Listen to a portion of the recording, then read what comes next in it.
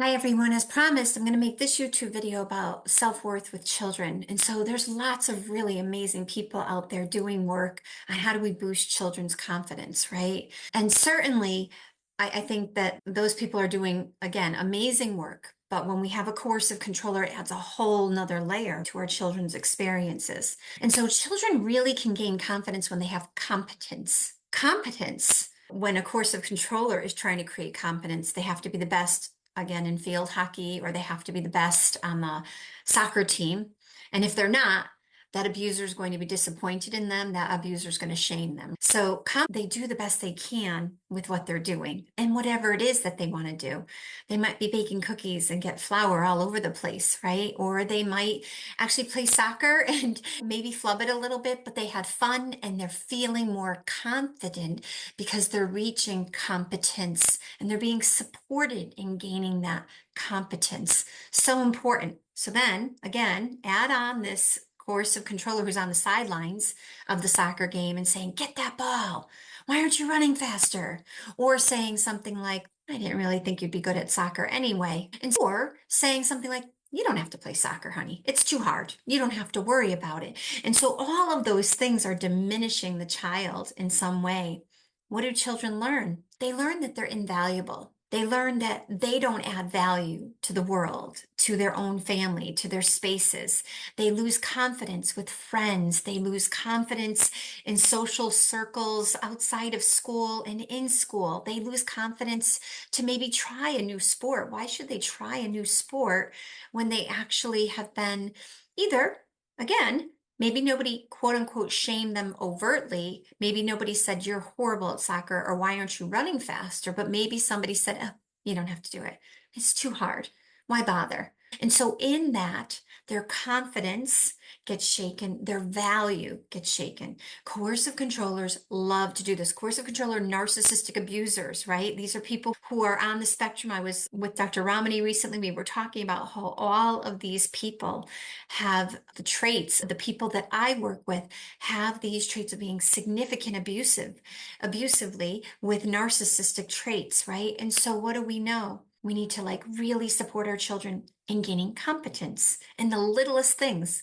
So moms will say to me and dads will say to me, I can't even get my kids to put away the silverware because the abuser didn't make them do that. So then they have no competence in the kitchen and they frankly don't want to do it. So maybe it's they don't have to empty the whole dishwasher. Maybe they just empty the silverware. Maybe they just empty the forks. And we begin to really show them that they have, thank you so much for doing that. Good job, right? I like the way that you put away the forks. Thanks so much. And in that, they gain competence and they gain confidence and they feel like they're contributing to something. See, when we take everything away from our kids and we do it all for them, right, then we take away their ability to feel like they're invested in the world, in our world. And if they're not invested in our world, in the world, then they're not invested in themselves. And so really, this is how we can support them by giving them small tasks that we know they're going to be successful at, that we know they're going to do well at. And it's not about, oh my God, you did an amazing job. It's, wow, look at that. How do you feel about what you did? Or, oh my gosh, that ball just went all the way across the field. Wow. Now, I'm so proud of you for kicking the ball so far, right? And sometimes we do that, but in general, what we're doing is we want to boost up their competence. And in that, they will value themselves. Please be sure to give them tiny tasks that you know they can be successful at, that you know is going to help them feel competent, and that we can build on these things. Sometimes the coercive controller has taken away all of their ability to do these little tasks. Because again, remember, the coercive controller wants to make them difficult to you. If they come home and they refuse to do chores, or they come home and they refuse to do their homework, we admonish them and tell them they're bad, they're misbehaving, they're being disrespectful. How come you won't help me? We come across as a victim. No, that won't work.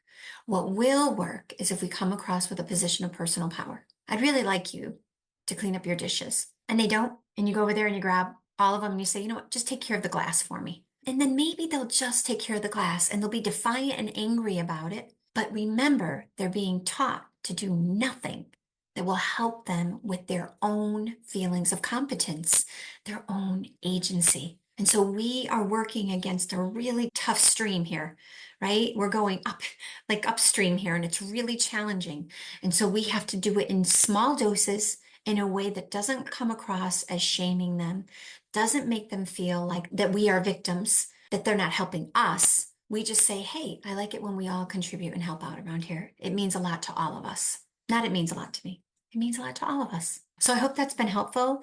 I look forward to your feedback, and please remember to subscribe and to share this if you'd like to share this YouTube channel with other people. Thank you and have a great day, everyone.